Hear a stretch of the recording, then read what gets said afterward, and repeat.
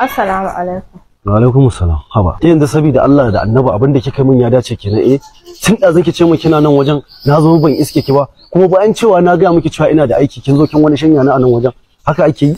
To shikenan ka yi hakuri. Shikenan ta wuce. Ka same shi? Wallahi nake ga miki ban same shi ba.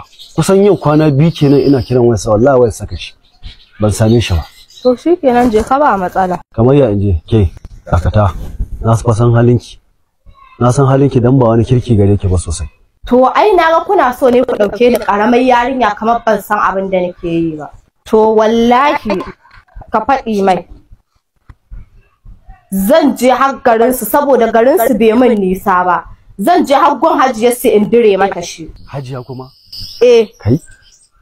To ke me ya zafi haka? Saboda ai na ga kuna so ku dauke ni karamar yarinya ne ya za ku ta min yawo da hankali ka ce wani ka kira shi baka same shi ba ka kira shi baka same shi ba. Me ya zafi?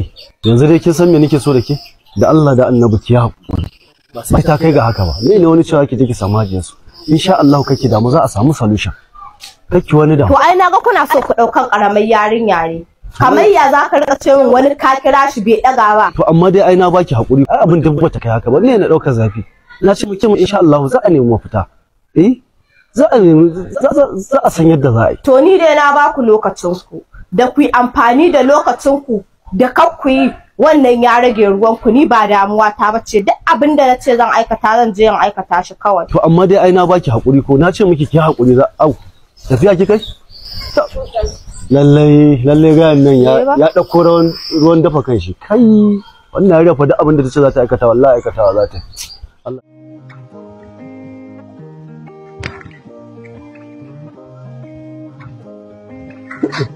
wallahi ba zai yi in ɗauko yarinya salon alin in kawo ta nan gidan a ɓata mata tarbiyya ba wallahi sai dai a buga kuwa ya rasa ai mutuwar yawa kaka. Hello Alhaji yaushe za ka dawo ina son magana da kai akan magana Hafsat ne da Ahmad.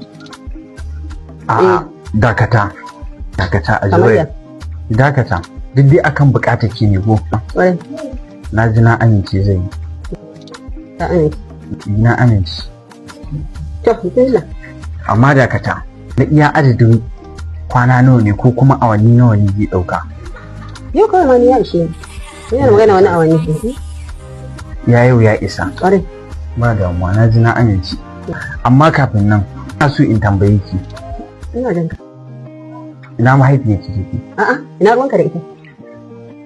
Tambaya ce yau fara na kiki. Kawai tambaya ne ina mahaifiyar ki? Ta rasu. Ta rasu. Mahaifiyar ki kuma fa? A'a, wai Ahmad me haka? Raina ne zaka yi kuma? Tambaya ce fa kawai ne. Ina mahaifiyar ki? Ya rasu. Ya rasu. Ya rasu. Ba ki tunanin in mun je muna aikata wannan abun mu mutu? Kuma kin san iya adadin shekaru nawa za mu ɗauka idan mun mutu a ƙasa. Amma ba damuwa, na ji na amince. Na za ka zo.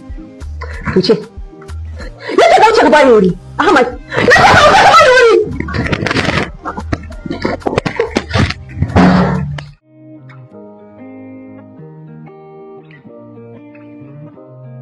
Yawwa anti dama yanzu saurin da nake yi in je in gaishe ki. In faɗa miki cewa abba dama ya sama mun aiki zan ji yanzu. Alshad Ahmad Alaramma kuma ne wa'azi. Wato ko an bude an nema maka aiki ko? Za ka fara zuwa yau. To da kyau. Ina son ka san wani abu. Nan da minti 10. Alhaji zai iya shigowa gidan ne. Dai zama kai magana. Sannan kuma Hafsat tana makota.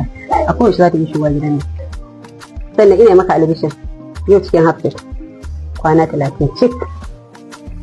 Idan ka ƙi abin da nake so Ahmad ko ka ƙi kai man biyayya Alhaji yana zuwa zan mai albishin cewa Ahmad ɗin shi ya fita zama baba. Sai ya kaji kana son labarin ya tsaya a haka ko kuwa ƙara mai faɗi. Anti dan Allah ki daina wannan magana kin san Allah ya Ahmad ta kaman haka ai na san Allah ya ce tun kafin a haife ka saboda haka kai abin da nake so ko kuma zaɓi ya rage naka.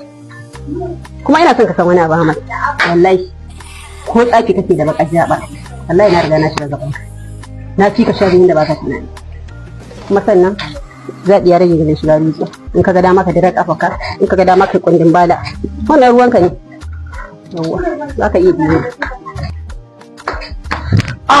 Koyo cikina. Ina da lahi. Ahmad. Wani ne same ka?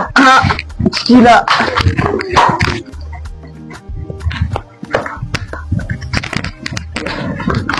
Kan bala'i. Ni ka rana ma wayo? Ka ji da iskan yaro. Bala'i. Nan ku akwai bala'i. Za ka dakata da